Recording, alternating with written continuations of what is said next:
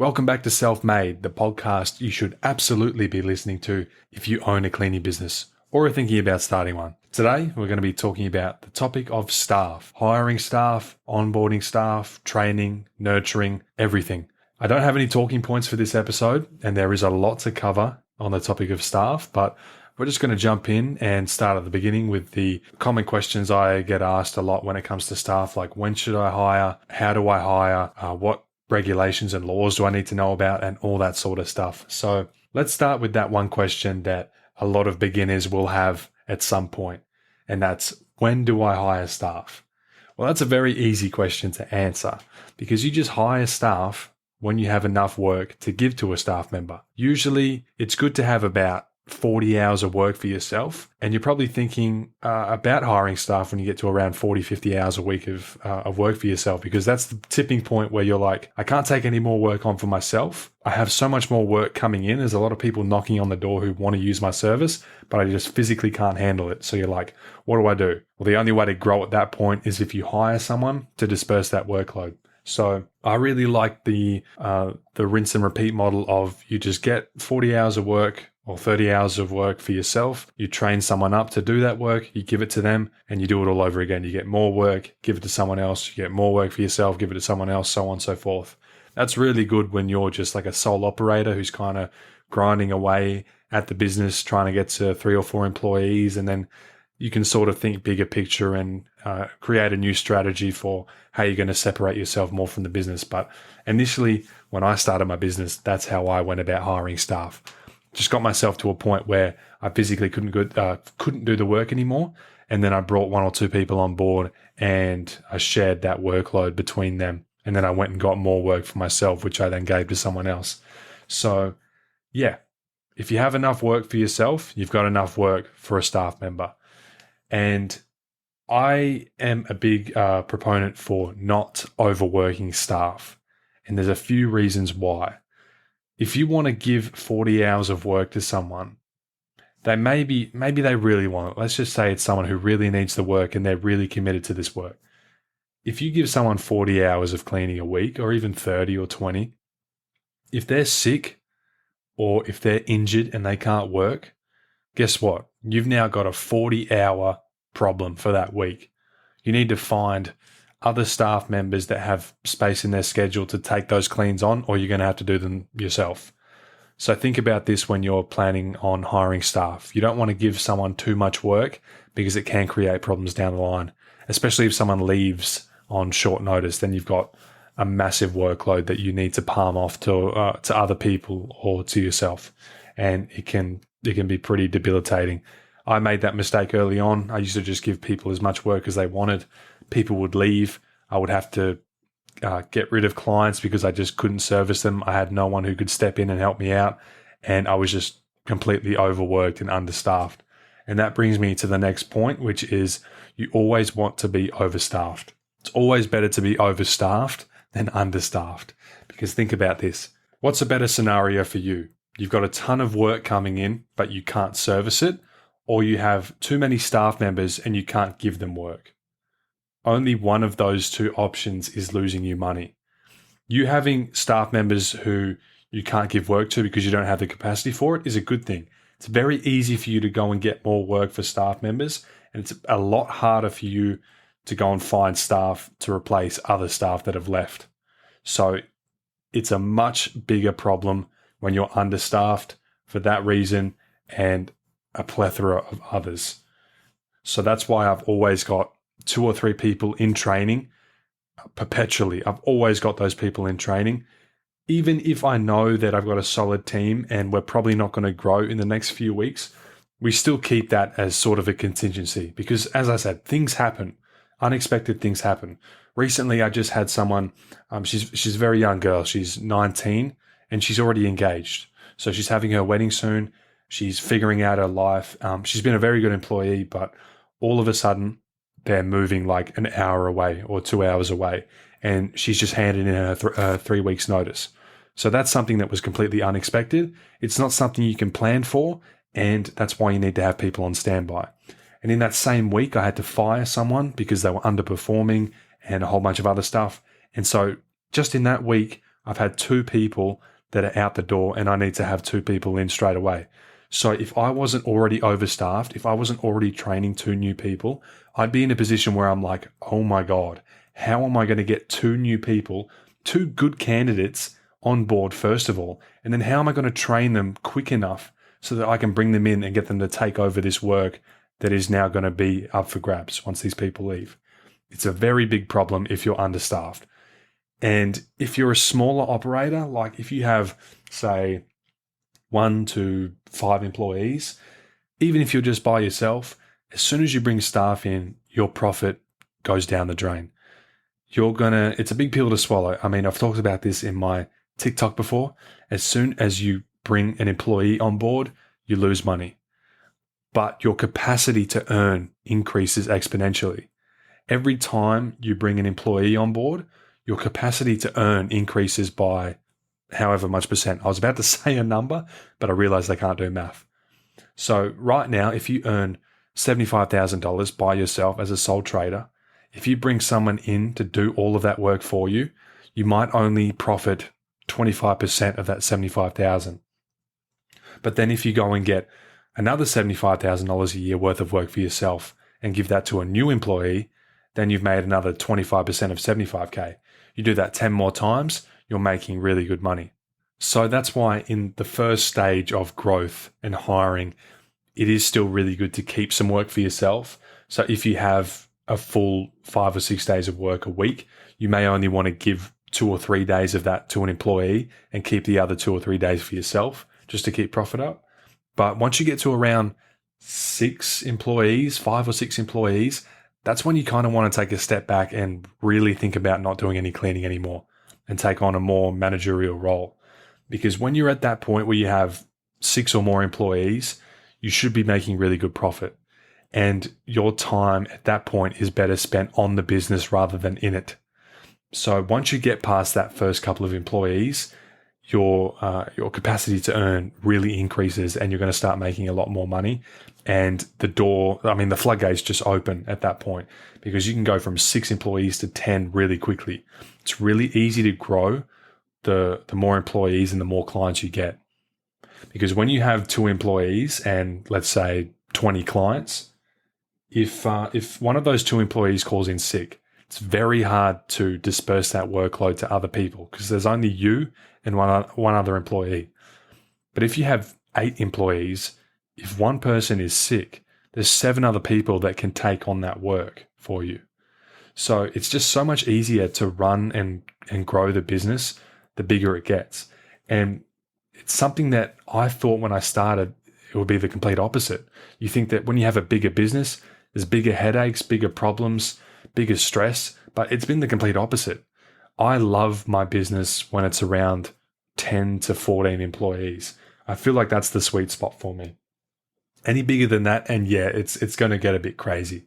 But between 1 and 8 employees, it's hard to really disconnect yourself from the business because you're always going to be involved in some way. But when you get to around 8 to 12, that's when you really start to open up that door of real business ownership. That's when you step back as a cleaner and you become a real business owner. So yeah, that's something to keep in mind. It is going to hurt your profit when you hire staff, but think big picture. Doesn't matter what you earn in that first year when you're hiring staff and figuring things out. It really is increasing your capacity to earn, and there's a lot of potential in hiring. That's where the scale comes in with a service business. It's not about how much you can do. It's about how much work you can bring in and how many people you can bring on board. And I know it's a scary thing when you first start to hire your first employee because when you're a sole operator, your reputation is everything. You bend over backwards for your customers, and unfortunately, you're probably not going to get that same work ethic from an employee. But that's okay. As long as you have a really thorough training system, a great onboarding process, and a great application process, you can create really good staff that are going to be aligned with your goals, your vision, and the overall the mission of your business. And you're going to create really good cleaners. So it is scary. It's a big first step. But my only regret now, after 3 years of doing this and getting to the point where I'm almost at $1 million a year, is that I didn't start sooner. So if there's one takeaway that you can get from this. It's just to really just go into it. It's a learning curve. You will encounter problems, even if you do everything by the book. It's really unpredictable when you deal with people, but it's going to be a very rewarding experience when you hire your first employee and you start to turn away from cleaner to cleaning business owner. Because when you're a sole operator, you're not really a business owner. You just own your job. So yeah, scary first step. But once you take that first step and you realize how easy it is and how rewarding and fulfilling it can be, it completely shifts your perspective and it changes your entire paradigm. So what's next? Okay, we've covered overstaffed versus understaffed, why that's important, hiring your first employee, how much work you should have. Let's dive into rules and regulations and fair work and all that bizzo. Okay, so in Australia, you need to follow the cleaning award. And it's a very simple award. It tells you how much you should pay your cleaners, what entitlements they are entitled to, such as superannuation, travel allowances, breaks, things like that. All of that is available online under the Cleaning Services Award.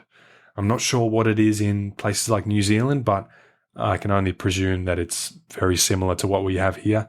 So in terms of logistics of hiring staff and what you need to pay them and all that stuff, it's actually very simple. When I first started, I subcontracted my work because I thought employing people would be really difficult and complicated, but it's actually the complete opposite. I found that subcontracting is harder than employing staff because if you have something like Xero and you run your payroll through that accounting software or something similar, they pretty much do it all for you. All you have to do is upload the timesheets, put in the hourly pay, and Xero will take out the employee's tax. It will calculate their super and have it paid into their nominated fund. And it takes care of all that difficult stuff that I don't know how to do for you. So that's the very easy part, is actually paying your employees and doing it by the book. Then there's insurances as well. You want to make sure you have your workers' comp. This is different in every state. For example, in Western Australia, where I run my business, I can go through an insurance broker and get a deal from a number of different insurance providers. But in different states in Australia, like Adelaide and I think maybe Queensland, workers' comp is actually regulated. So you have to go through the same institution to get your insurance. So just Google that, talk to a broker if you need some help, and they'll give you the right guidance. So once you have the workers' comp and you figured out the cleaning award, so you know how much to pay, that's pretty much the prerequisites for hiring a cleaner. Now we move into the actual training and the onboarding of hiring staff. And this is where it starts to get tricky. This is where you really need to know your stuff. And if you don't, you need to look to other people for advice, because if you go into this blind, it's going to be a very long, painful learning process. For me, it took me about 1.5 years, maybe 2 years to really perfect my hiring process.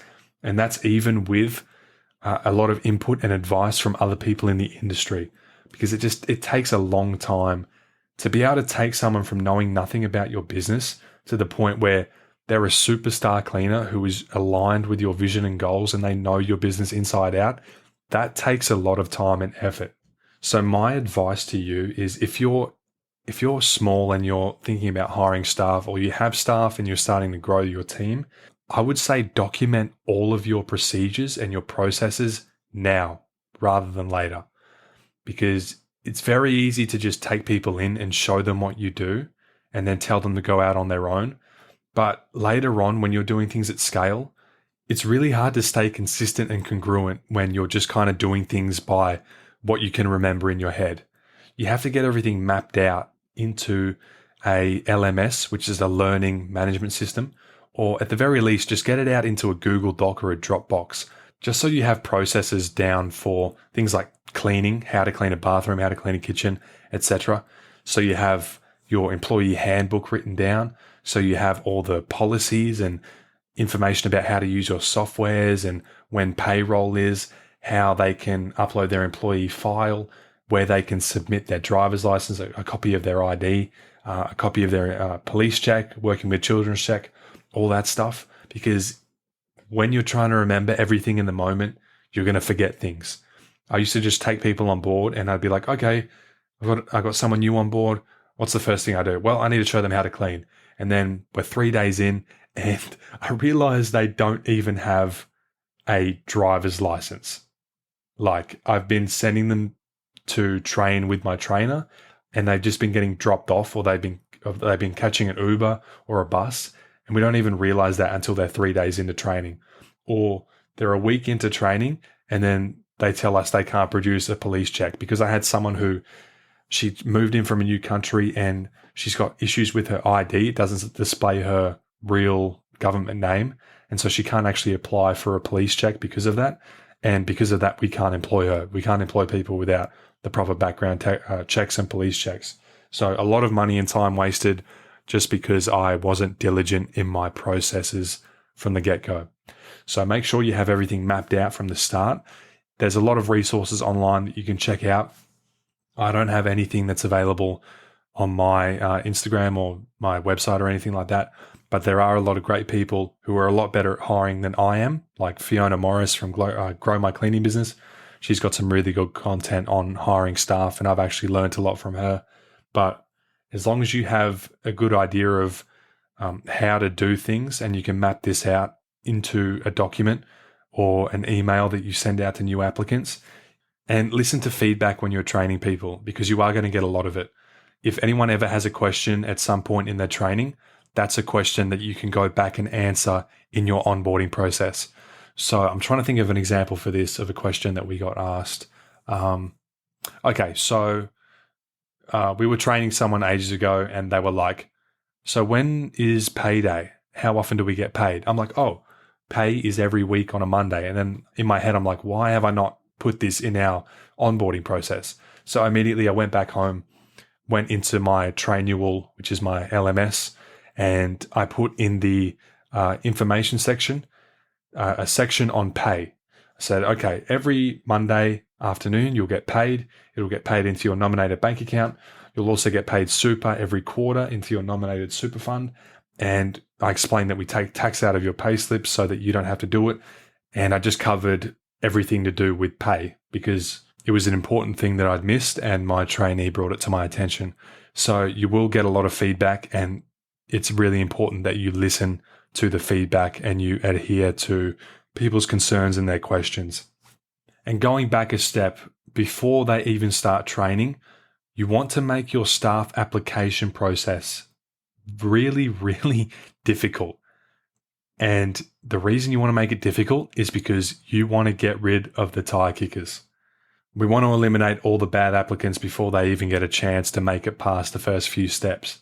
That makes it really easy to draw up a really good pool of applicants that you can then go and select a few people to trial from. So in my application process on my website, you can go and check that out at enhancedcleaning.com.au and then click the Join Our Team section.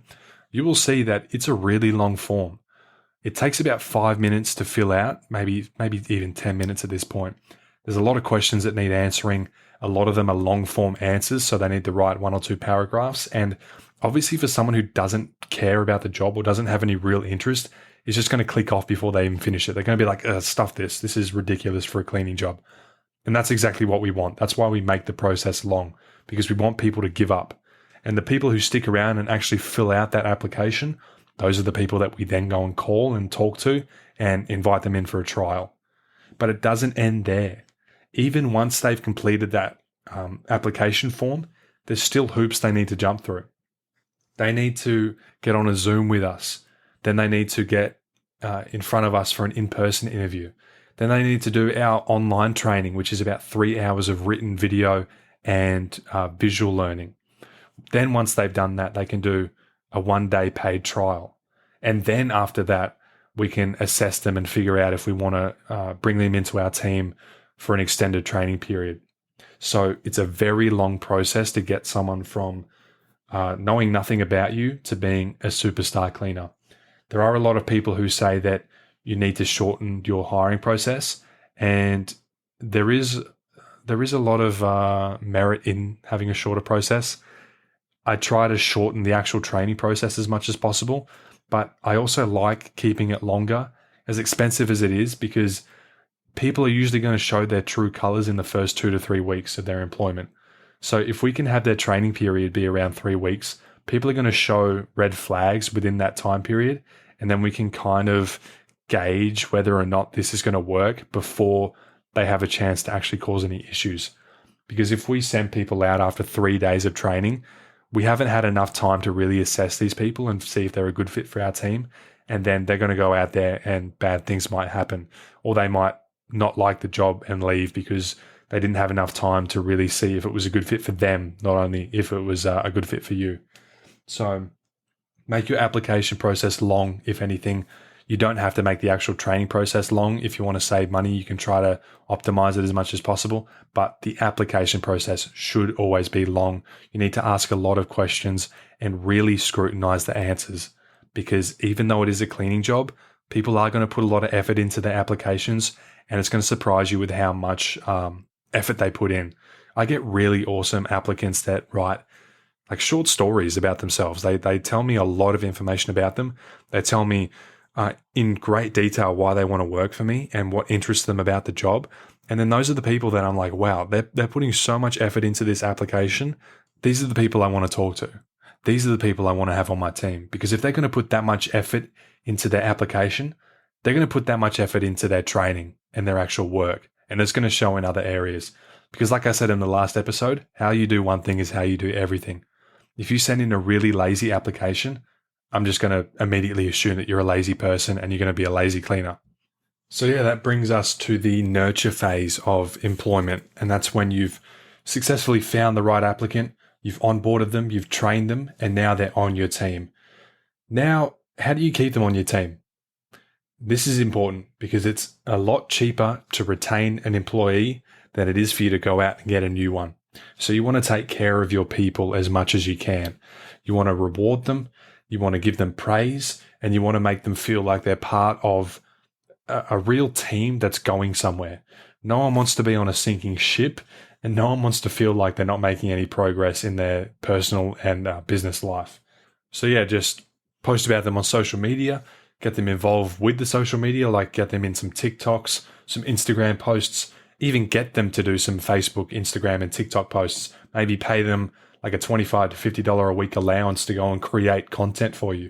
And that's good for two reasons. That's good for your business. You're getting content out there and it's getting your people's faces out there and it's connecting with your market and your customers. And it's giving your staff something cool to do. It's making them feel included and they're going to have fun doing that. So think about cool and creative ways that you can make your employees feel a bit more included and a part of the creative process and just more involved with your business in general. So as long as you're a nice human, which I'm sure you are if you're here listening to this, you will do well. And if you're not a personable person like I am, it's something you can learn. You don't have to be born a social butterfly. You can learn how to be good with people. I used to struggle a lot with this. I had social anxiety. I was bad at talking to people, but it's something you quickly overcome when you deal with lots of staff and you go through all the hard stuff and you just kind of come out the other side a reformed person, and you're a lot better at dealing with people. You're a lot better at dealing with people problems, and it'll make you a much more well-rounded business owner. And then once you built that team to the point where you have, 8, 10, 12 employees, then you start looking into your team and you see who would be good at replacing you in your role as a trainer if you haven't already by that point. Have a look at who your best performers are, who seems really eager to move up the ladder in your business, and start giving them more responsibilities and accountability and see how they go with it. And then quickly you can kind of build your own hierarchy within the business where you have you at the top, someone under you doing the management, and you have 1 or 2 supervisors. And as long as you have a good pricing model, even with you giving 2 or 3 management roles to people, you'll still be really profitable, and you're going to have a real business with layers of separation, of management, contingencies, redundancies, and it's going to be, like I said, super profitable. It's going to be fun to run, and it's going to give you a lot of freedom because you can step back at any time, go do things that you love, go work on other stuff, have more time to build the business if you want to, go on holidays, whatever. It just it opens up a lot of opportunities for you when you hire staff and you do it properly. And just remember, it's a lot easier to do it with the help of someone than it is to do it alone. I did it alone for most of my journey because I used to be very arrogant and I didn't think that anyone could really tell me something I didn't already know. But as soon as I joined a proper program and got some advice and coaching, it really accelerated my hiring and business learning journey. So go find someone that, oops, sorry, I don't know if you heard that. I just dropped something on the floor and it's broken. Anyway, go find someone that you resonate with, that you think is a good mentor. It could even be this podcast. This is a good step or this is a step in the right direction for you if you're listening to this. I strongly encourage that you go and speak to other people who have hired staff and are in a position where you want to be. It doesn't have to be someone who owns $1 million a year business. It can just be someone who owns a business that is slightly bigger than yours. Go ask them about what they did, what they succeeded with, what they had problems with, and have a serious think about joining a coaching program like Grow My Cleaning Biz or whatever else is out there, because it's a great way to accelerate your growth. So yeah, that's pretty much all there is to it. We've covered a couple of questions. When should I hire staff, or why should I hire staff? How do I train staff? How do I onboard staff? How do I nurture them? And what should the application process look like? So I hope you found this helpful. I'll be doing more niche videos on the topic of hiring and sort of deep diving into all these different aspects of hiring. But I felt like this would be a good blanket video for the topic of hiring, just to kind of give people an idea of what needs to be done and what things need to be put in place for you to have a successful hiring program and to make sure you do it the right way. So yeah, thanks for listening to another episode of Self-Made. Please go and rate me 5 stars on Spotify, Apple Podcasts, whatever you're listening to this on, and drop a comment. I'd love some feedback on the podcast. I'd like to know what your thoughts are. If you'd like to hear me talk about anything else, or if you think that I'm talking too much about something, or if I could improve on anything, I love feedback and I'd love to hear your thoughts on the podcast. So yeah, thanks for listening. I'll see you in the next one.